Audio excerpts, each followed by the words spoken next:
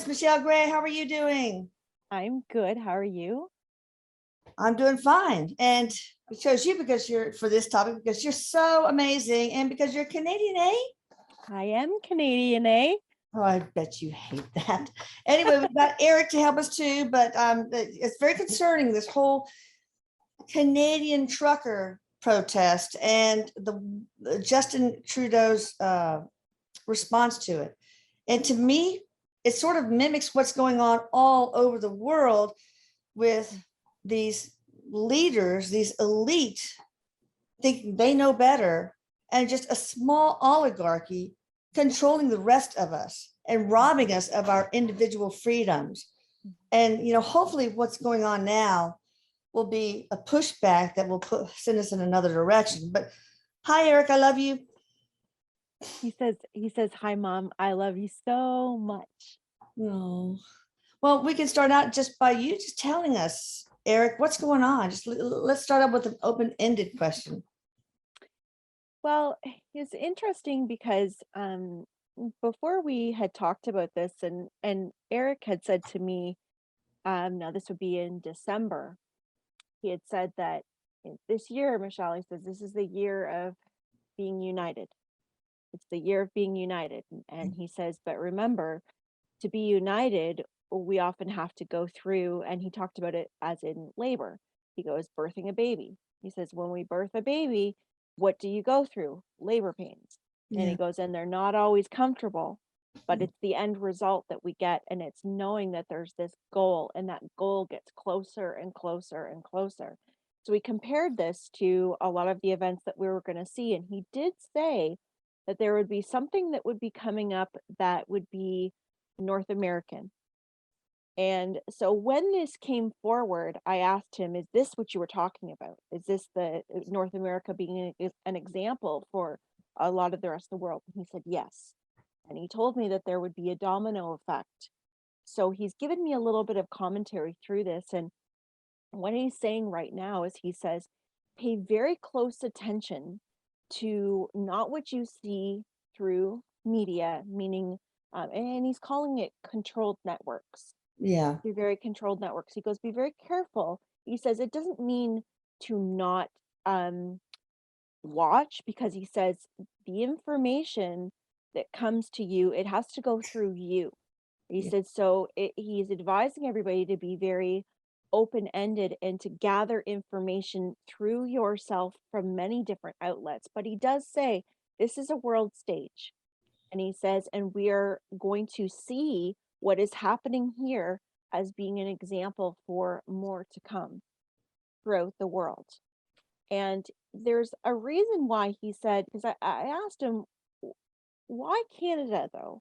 Like, why Canada? Because as a Canadian myself, I don't view myself, and I mean, politics is not really my big thing. I don't, but I do know some things, of course.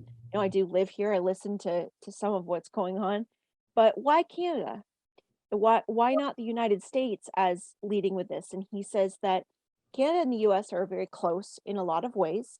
There's a lot of similarities, but he says that Canadians are often known as the ones that are, he says, sorry, eh? Always saying sorry. And he goes, and being very polite. So he says, when Canada stands up and starts to push, there's a lot of countries that look and say, whoa, if Canada's stepping up and really saying enough's enough, it's going to start to make alarm bells go off, and people are going to start to listen, because it's not something that happens all the time. And what's happening right now in our country is something that has not happened before. And not just the actions being taken by asking for our freedoms, but by the responses of the government, by how the government is responding. So he said, one thing he wants to mention before we get into any questions is he says, now also remember, when we talk about predictions and these types of things, he says, right now is so important for us to understand that it's not predictions and having these clairvoyant views, or he's going to show us some things that are coming to fruition or are most likely to come to fruition. But he says they're being shown to us all right now, and this conversation is coming forward right now for us all to be able to take view in our hearts of what we want the world to be, Oh. to see it not as what's about to happen, Mm. to not see it as Erik or Spirit or me or you saying this is what's going to happen, and to use it as fear. And he says, and this goes for any type of information you get about your future, but to use it as I'm being given this tool to see this possibility. Now, what do I want to see the world as? What can I do to make a difference with this? Because this being shown to me does not have to be my reality. That's And he true. says, and that's really what a lot of this is about, is it's showing us our power, but it's also showing us about what coming together is about. It's showing us that there is strength in numbers. And he says, and we'll get a little bit more into this with the questions, because he says the questions are going to detail some more Oh of this, yeah, of our course. understanding. But that's pretty much where he's starting off. And he says this is a good foot. He wants to talk about the angle that we're speaking of today is really showing the good foot of what this is doing for us. Yeah, to To me, not create kind fear of of it. the earliest inkling I got was the parents rising up against school boards in Virginia and elsewhere. But what I wonder is, you have this soft on crime, people are being murdered. I mean, the border is being overrun by fentanyl, poisoning our kids. And it's not fentanyl, period, it's fentanyl. And it's and where are the protesters there to demand this whole bail reform thing that is nuts, and emptying out prisons. Where are we? I'm not out there in the streets where I should be Yeah. with a pitchfork and torches. No, that's So exactly right. yeah, we got a long way to go. All right, but anyway, that's just a rhetorical question. Yeah. Okay, first question. Who is pulling the strings on both sides? Is someone coordinating the truckers for their own purpose, or is this truly a collective uprising? That's a good question.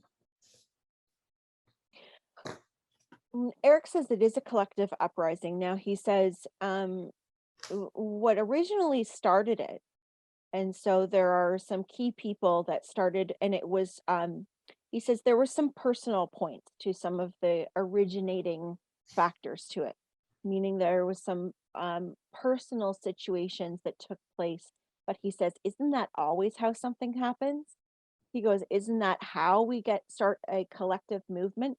There usually are key people that are having these events take place, or whether it's something that affects them in a way that makes them stand up, and then they get another group to stand up. And he says, so this really is collective. And he says it's enriched with personal freedom as well as this collective freedom for many different people.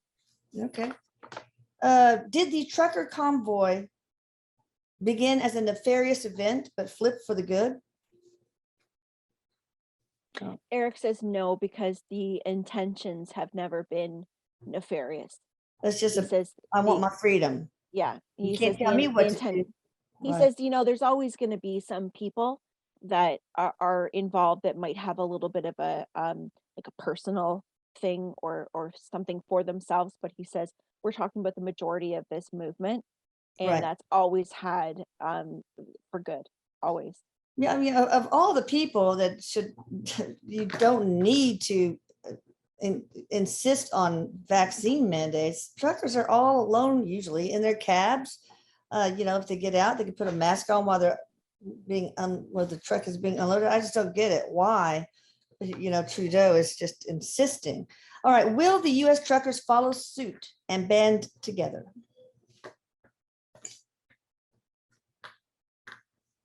Erik says that that's already started. Oh, good.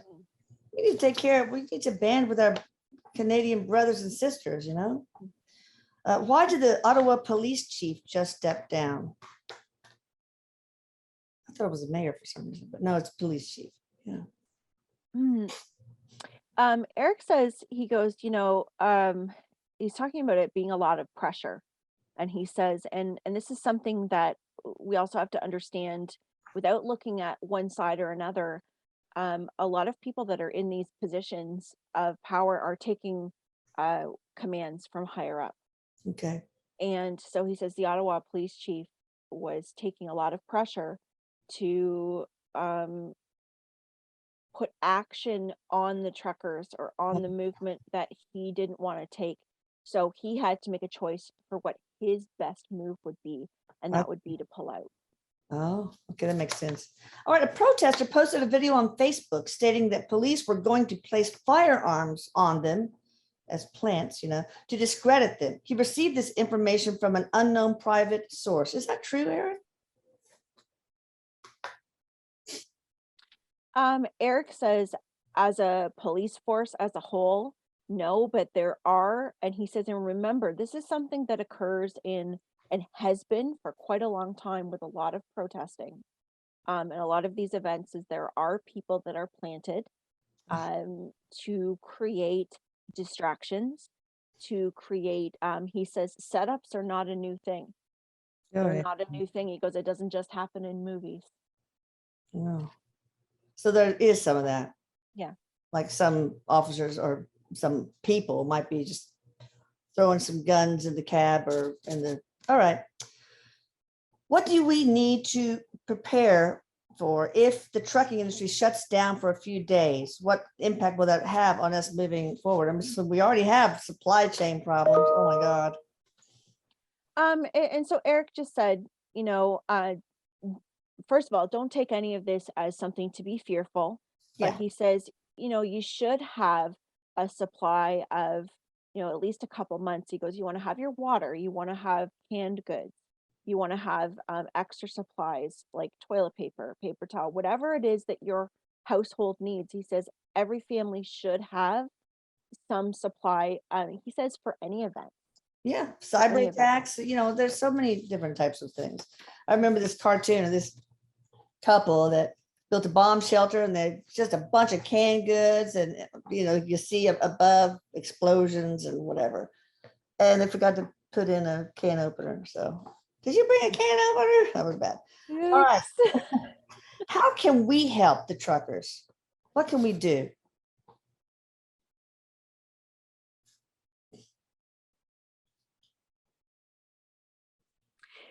Well, he says, first of all, he says, worry doesn't help anything. Okay. He says, so let's change that. First of all, worry to what can I do? He says, everybody can do something. Does that mean that everybody's going to be protesting out on the streets? No. He says, but does that mean that what can you do in your life today that supports what you believe in? So you believe in the truckers, he says you can send them prayers, you can send them energy, you can send support. He says you can, a lot of it, he says, is what are you doing in your own community? What are you doing in your own family to support what it is that you believe in? Because he says this is something that is worldwide.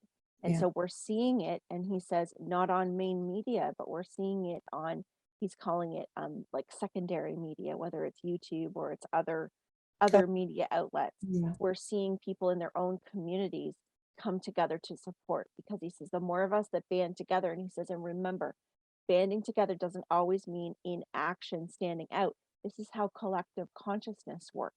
Oh, This is how we talked before about when we stand together in light, when we stand together in something that has good intention, and we put our energy, we put our focus into it. He says that has much more power banded together than energy that is separate and self-serving. And that's oh, how we see change. interesting. What about the GoFundMe and what were they thinking? I mean, picking a side like they did and not, I don't know what they ended up doing. I think that they were thinking about taking all the money that was donated to this cause, the Canadian truckers, and not giving it to them, but giving it to whatever charities they want to pick, or maybe they refunded it. I don't remember what happened. Well, what the heck? These crowdfunding things have become so politicized, political. What's with that? Well, and Eric says that's why this has happened, because this is the event that we're seeing that take place, because these types of energies have been part of this many times before. So this is, like he says, this is the bridge that got too heavy, that's Mm. broken, so that we can see that this has been happening all along. And he goes, we're going to see a domino effect, because as we go forward in the future, this is going to be used as like a mark, as a benchmark, to see, oh, this is what happened. It's going to make people question. It's going to make people really think about where they're putting their money. It's Mm. going to make people really see, well, how exactly does this get allocated? And what are the rules if? And it's going to change the way that we support, and it's going to change the way that we exist. He says this is also going to go into monetary. This is going to extend into banking systems. He says the domino effect goes in many different directions in the long run. Now, he says particularly about this event with the GoFundMe, he says that there was a lot of pressure. And he says, remember, there's big corporations that are tied to a lot of these, Mm. like to GoFundMe and to a lot of these type of fundraisers. So there's, he's saying pockets run deep. He goes, Oh, when it comes to the politics and it comes to raising money. And he said, a lot of very good, honest, giving people are handing their money over thinking that it's going to something, and it's not necessarily going in that direction. He says that the money has not been taken. He talks about it being frozen. okay. So there will be some money that he says in the long run, I guess they'll get some money back, or there will be money put into the right hands eventually.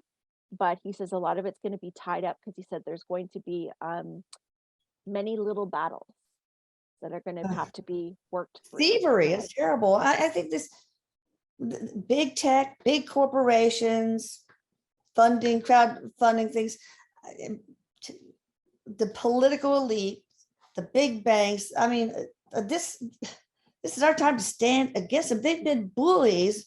Mhm, They've been bullying us for decades. Enough mhm, is enough.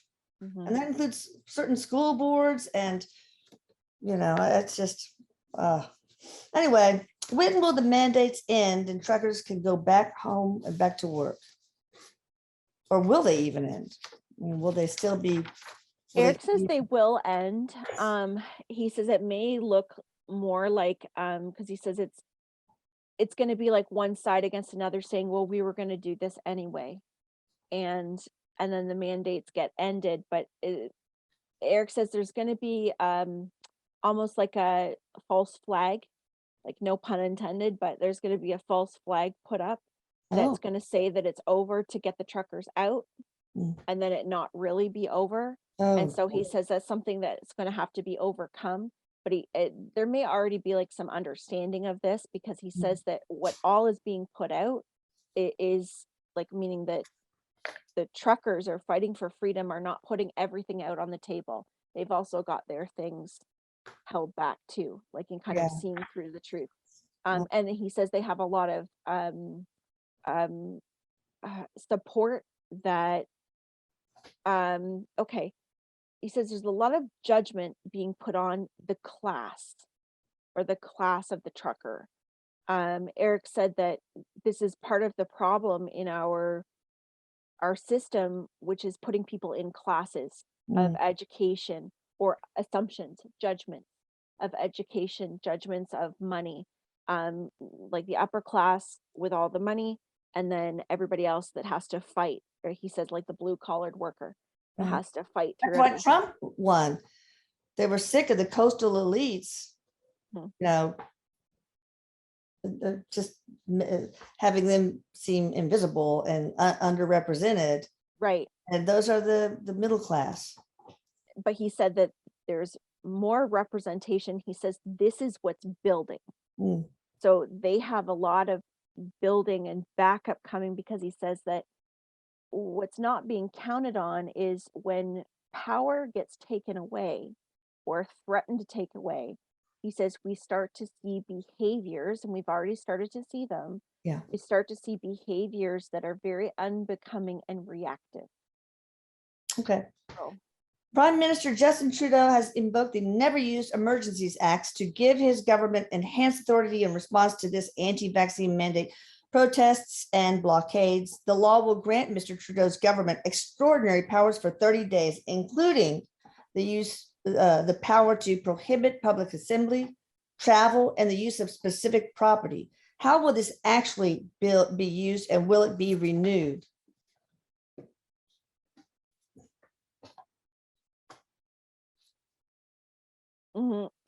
Eric's making it sound like it's, even though it's being put out as this is what's been done, he's showing it like a piece of paper that doesn't have any backup to it. Okay. Like it's not going to mean what, like this is what it's intended to do, is to scare people. It's to say it's for your protection. It's for your protection. But really, he says it's like holding up a certificate and somebody saying, this is my job because this is my title. He says it's no different than a piece of paper. And so it doesn't feel like it's being upheld. Okay, so they're not going to like use some of these things like seize bank accounts, suspend. Well, that's the idea behind it. That's the threat behind it. But following through with these actions, okay, it's like there's a lot better of not. there's a lot behind this. It's like he pushed this and put this out there, Erik says, to create more of what's coming in a fight for freedom. So Erik says that it's like playing a game of chess is what's happening. So it's like checkmate. I feel like I'm doing this for control, but Erik says that just opens a whole new level of the game, which is not going to turn out very well for the elites. Yes. Okay. I mean, that'll just piss people off more. Us common people, us peons. Yes, because here's the thing is Erik's kind of chuckling in a way because he says that what's being presented is that the elite group of people are saying that this is a very small minority of Canadians, when really it's a majority of Canadians and the world, and that the minority is the elite projection. Exactly. And, I don't understand. He calls these truckers white supremacists and all that stuff. Why is it that the elites always pull the race card? I mean, he's the one that wore blackface twice. So how could he do that? How could he sit there and call these Canadian truckers, use racial slurs against them by calling them white supremacists? As Erik says, it's like school ground tactics. So it's going at the heart, because there's a heart where people like, look at what we've been through. Look at what we've been through in the last 2 years, and the pain of history. It's taking that pain of people, taking that right of people, and then trying to plaster something else with that, so that those, and Erik says, and carefully understand, those that are believing that what they're seeing on mainstream media is true, they're believing in something that they feel is, oh, that's awful, that's terrible, how could they do that? Yeah. And Erik says, truthfully, he says, we've all heard the example of there's always going to be a couple bad apples in the bushel. And are there a couple bad apples in every event? Of course there is. Yeah. And he goes, and some of them just show up to be troublemakers, and some of them are planted there to be troublemakers. And he says, and that's what we're dealing with. But when there's a very controlled view, he says, this is also to show the world that this has been something that has been going on for a while, meaning there has been a controlled view. And so this will hopefully help people look back, as he says, take your mind back, people, and look through events that have happened and what you've been watching on mainstream media, and ask yourselves, did it really happen that way? Yeah. Ask yourselves, was I there? I think was I there to watch it? I think that most of the mainstream media here are complicit in, satisfying the agenda or or proponents of the agenda of this global elites. Is that true with Canadian media too? He says it's very similar. So tell me about that. Why it seemed like they used to really report the news. Why is it that the media has become some sort of political machine who picks winners and losers, who picks sides? So, and that means we don't have the truth. That means so many people are being brainwashed that don't think, well, I don't know if this is true or not. Well, Erik says, it's simple because it's, if we think about our movement as humanity, he says, when we start to see, he goes, think about, why do people watch boxing? Why do they watch wrestling? Why do people watch one against the other? Why do we watch races? Because we always want to see a winner. We always want to see a loser. So he says it's part of distraction, and what a lot of our media has turned into is entertainment. Yeah. So it's moved more over into that. So it's appeasing to that part of people that gets this sense of satisfaction. Erik says where that really comes from, it's appeasing the ego.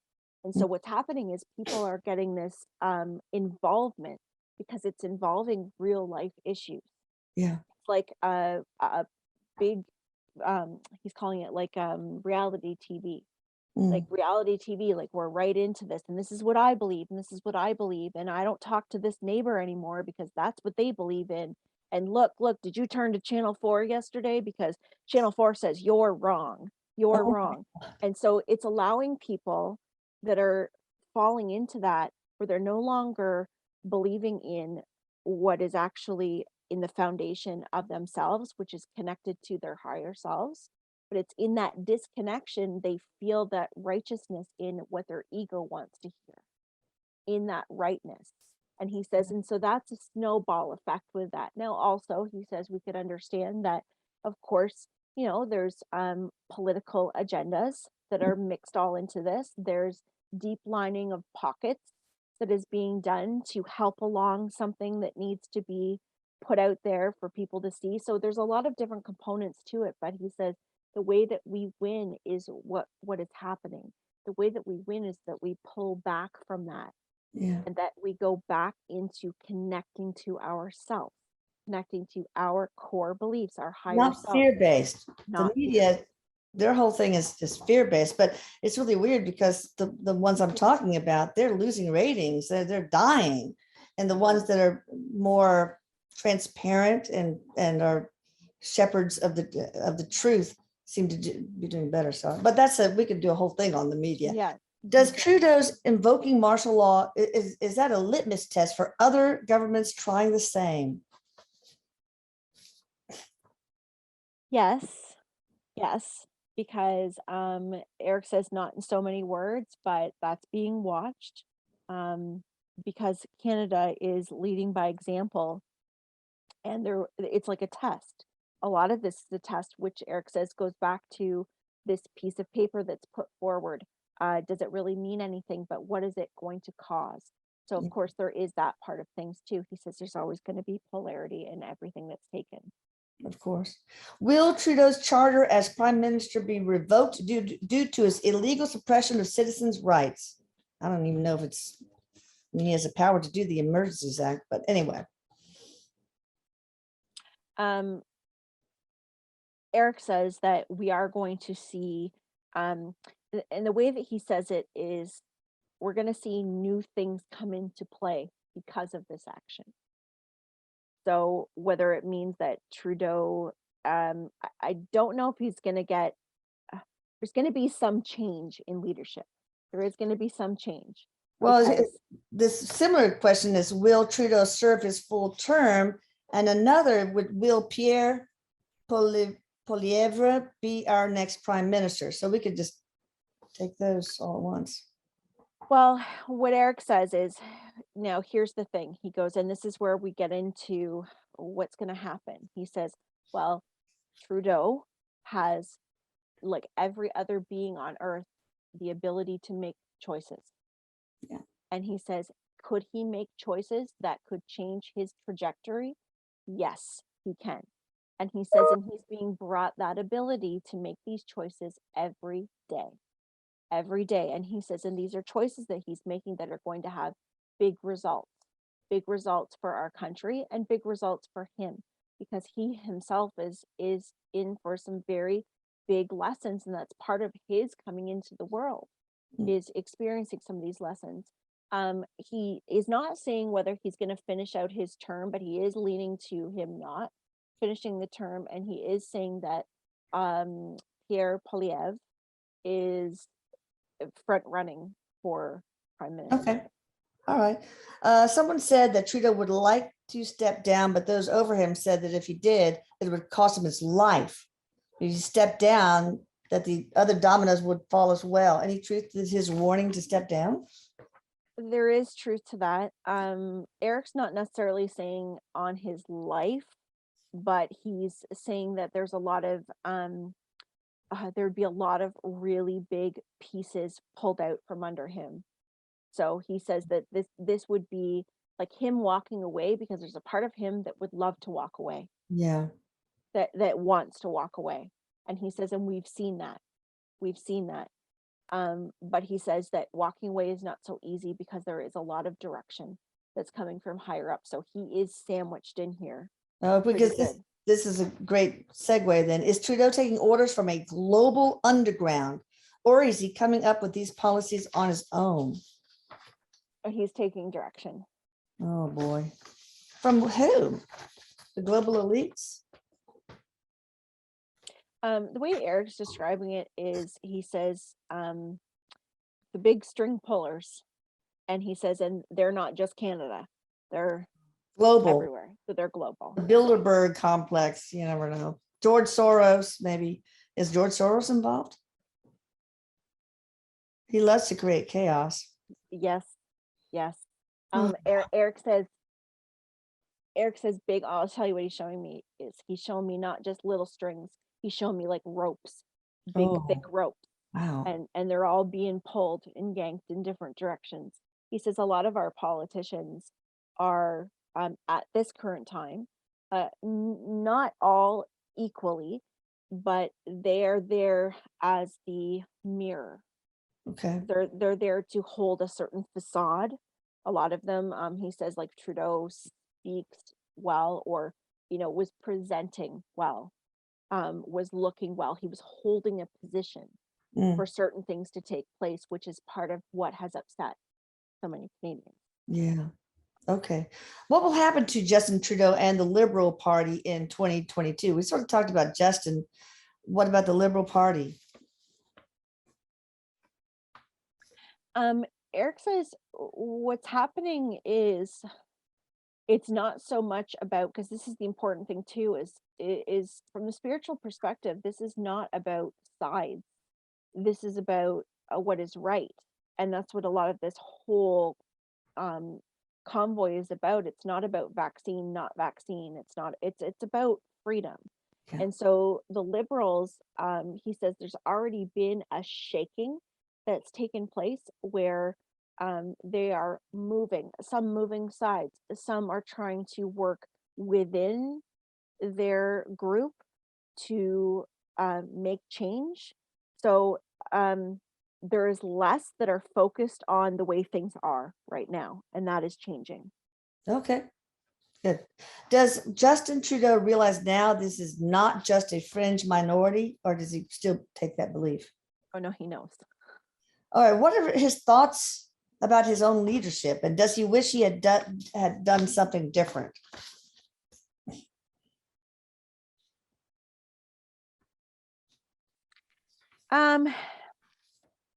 Erik said that there's a lot of ego that's in the way.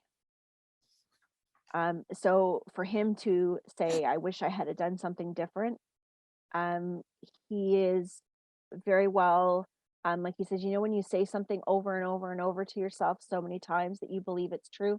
Yeah. He says there's a lot of that that's going on. Oh, okay.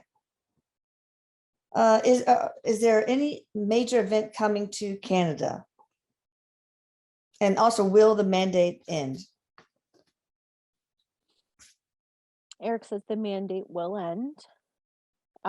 Major event coming to Canada, he says, oh, well, let's break it down. There'll be many events.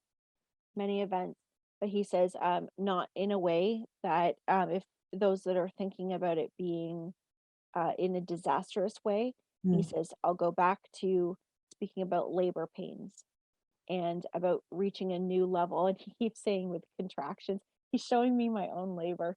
Oh my God, Eric. He's saying I like, want to relive that. remember, yeah, he's like, remember those contractions, Michelle? Remember them? And remember how it was like one more contraction, I'm a little bit closer, and then there's some relief. He goes, think of that's what we're going to be going through over the next 6 months. Will there be any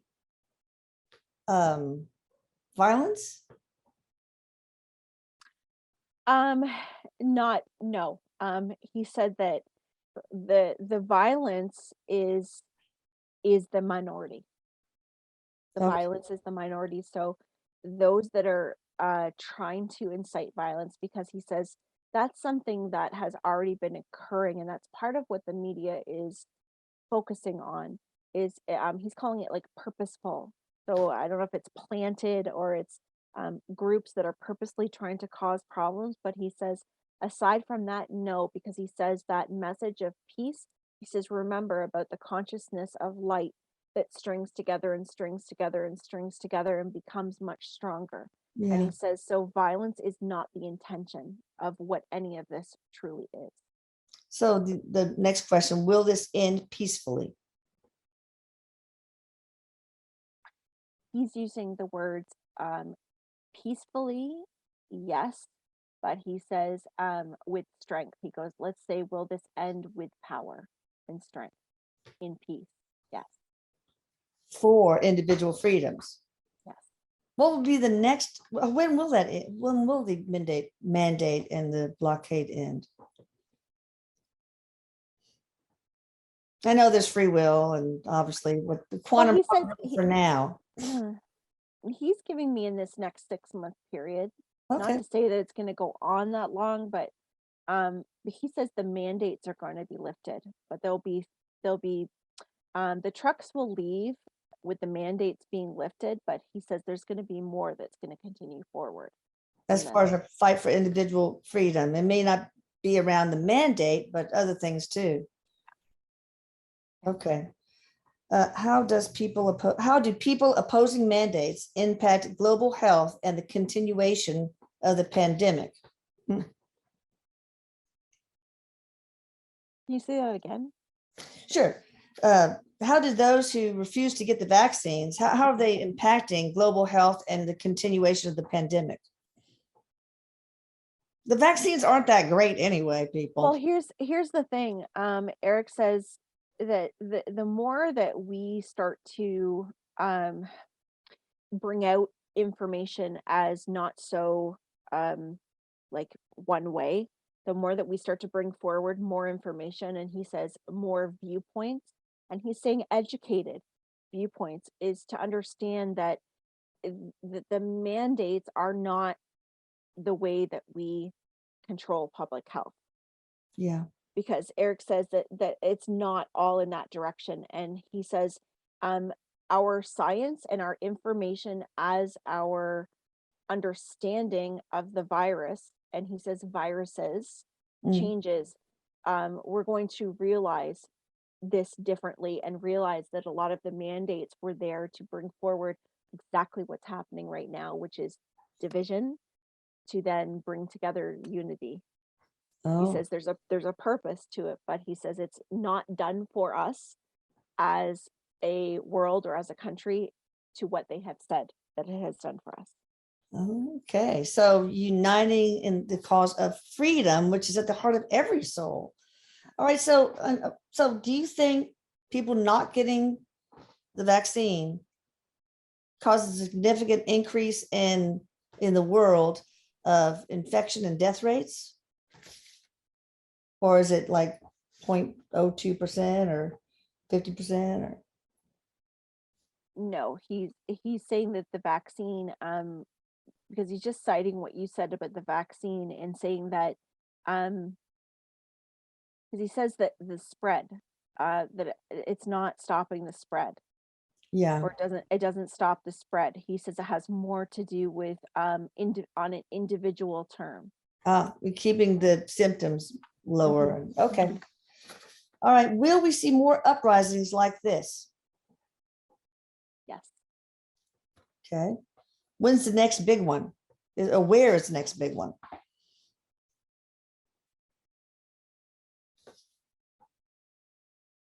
He's giving me some movement in Australia. Oh, There's also some movement in the US. Mhm. Not as big in the US. Um, France, yeah, I bet. France. I Those know are the ones that stand out the most. people are really standing up for the Canadian truckers from all over the world. Mhm, You know, mhm. people here in Canada are waking up, and a different kind of energy is emerging. It feels like the whole world is on the cusp of a great change. What is Canada's role in this new energy?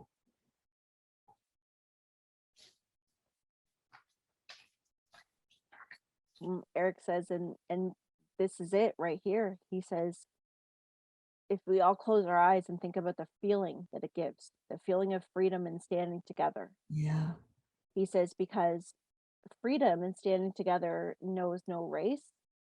It is no you're this or you're that. It means that I I can say that you can believe what you want to believe, and I can believe what I want to believe, and we can safely stand in agreement or in disagreement, but we can still be neighbors. We can still be respectful, and we can still have the understanding that we each all deserve to live in peace and in freedom. It has always been what that has been about, and our societies have been pulled away from that for such a long time. yeah, So he says, if you close your eyes and feel those words and feel into that energy, that's what's being exuded across the world. That's what's being an example for across the world. And he says, and we can all see that because we're seeing people stand up, whether they're standing up holding a flag. He says, every time you see a truck, he goes, that is not the I want to fight. That is freedom. He goes, that means the heart. He yeah, goes, that means we're there with you without words, without anything. When we all stand together, he says that that is united. And he goes, and this is what the world needs. And he says, and this people, this is what, when we talk about how this has already happened in an energy, because time is really not real. right. So he says, so when we understand that we have already won, we have already advanced into a new civilization where we've already won, and we're actually watching our world go through that physical step by step of how it's taking place, and we're part of those decisions of how it takes place. This is what this is showing us right now. He goes, so that is a wonderful and a beautiful energy. And he says, if you can do anything, is to tap into that energy and close your eyes and give love to that, because Mm. that is what's growing around the world. And that is the truth. So the soul's need for freedom is going to be a big unifying force. Yes. That's going to bring us the unity we so need. Yes. As a Canadian, do you sense any change in the energy of your country? Yes, I do. I do. And I'll tell you, it was really interesting because um, my husband, he follows politics more than I do. And you know, we had said a long time ago, my husband said, I think Pierre Poilievre should be prime minister. And he had said this, and on a personal, like for me as a personal Canadian, I like Pierre Poilievre, Mm. and it's because he seems very equal. He seems very balanced, and he's very forthcoming. Well, it was so funny because the weekend that all of this started with the trucker convoy, and it was all over the place. It was going through our city. I'm in Ontario, Oh, so it was going through our city. You could feel the energy. You could wow. feel it because people were lined up over overpasses and waving Canadian flags, and it made you very emotional. Like Yeah. it was like I feel like I'm part of something. It's really emotional. Well, what was so interesting is that weekend, um, Trudeau had said something, and my husband was kind of disappointed with what he was saying and how it was being handled. And it had something to do with him calling the truckers a minority, and this is what he called them, um, tinfoil hats. bunch of tinfoil Oh, hat wearers or something like that. And it's very disappointing to hear him say that, knowing that what was really happening, you yeah. know. And I said to my husband, I have a feeling, I said, I'm getting a very strong feeling that Pierre Poilievre is going to be prime minister. And I was getting this, because I was talking with Erik and I was getting this vision of Pierre Poilievre. And my That's two, cool. 2 weeks ago, 2 weeks ago. And so my husband says, no way, no, he can't, no. And he's giving me all these reasons why he can't be prime minister. Well, I swear to you, that night on YouTube, my husband opens up his YouTube and there's Pierre Poilievre saying, I'm running for prime minister. My gosh. Oh, Yeah. Yeah. So there was the sign right there. I'm like, thank you. Thank you, Erik. I don't know anything about it. I never heard of him, but Yeah. I'm going to look into him. So, which political party in Canada are more are the ones that champion individual freedoms the most? I don't even know what kind of parties there are, but Well, liberal. I mean, it depends on like there's certain things, like some things that the liberals say that a lot of people like, about personal freedom. PC, that's been more where I've leaned What's is more PC? is Pierre Poilievre. Oh, well, Yeah, what does PC conservative, stand for? conservative. Oh, conservative. Okay, yeah, right. Yeah. And then there's NDP, and there's personally, like, and this is maybe because I'm a Libra and I'm a very balanced kind of individual, Mhm. that I can see things from every side, Oh, yeah, and I look to do that. But yeah. at the end of the day, what upsets me so much about voting and about politics is that you have to choose one I side. And know. I'm like, but why can't we just all get together I and know. Because have this peace? there's things I like about different parties. I generally am conservative, constitutional conservative, but I see many good things in some of the other parties Hmm. too. So, Hmm. uh, It's a okay, toughie.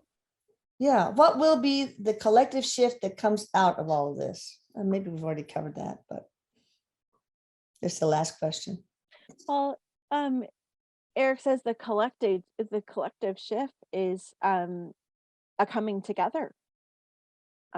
He says it's about choice and about freedom, and it's a coming together in a positive movement, a movement forward. And he said of actually what we were just talking about in a change of government, because he says it's going to take some cycles forward to do this, but rather than us having leadership that's really more of a dictatorship or Yeah, a because he says, like, even though we might have it guised under something different, he says we're now seeing that there is more of a do what I say and these are my opinions, and if you go against my opinions, then this is what we're going to show you what's going to happen.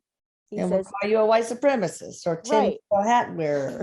right. So he says, so now it's moving more into a like an actual leadership guidance. And Okay. he says, so think about guidance as being um, allowing people to have a voice Mm, and allowing it to be more of a position where it's not a bunch of people up here on top making the decisions for you, yeah. but about our collective being more involved in what's taking place. And Erik says, now I'll leave you with one last thing, as he says, think about what has been through your spiritual awakening. He says, what has been the main message for each one of us at no matter what stage you are in your awakening is to wake up to yourself, wake up to your own sovereignty, and take responsibility for your own life. No longer being pulled by the outside, but to work from the inside and to start to wake up to yourself and to be a sovereign, self sufficient being connected into spirit, connected into your higher self. He says, well, that is always on the individual as well as going out into the collective. He says, this is about us being able to take responsibility for ourselves as a collective and And no I think, longer looking at other people for making the decisions for us. and this is what these truckers are doing. Yes. They have come into their own. They're sovereign being. It's my body, my choice, my freedom. So that's cool. When are the Canadian elections for prime minister? Oh, I don't even know that one. Okay, don't worry about it. Yeah, I don't know. Uh, I just wait till I get something in the mail.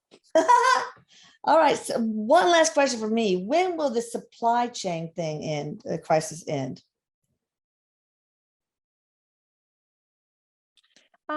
Eric's putting it back in the 6-month mark. So he says we're going to see it get better. He goes, we might see it get a little worse before it gets better.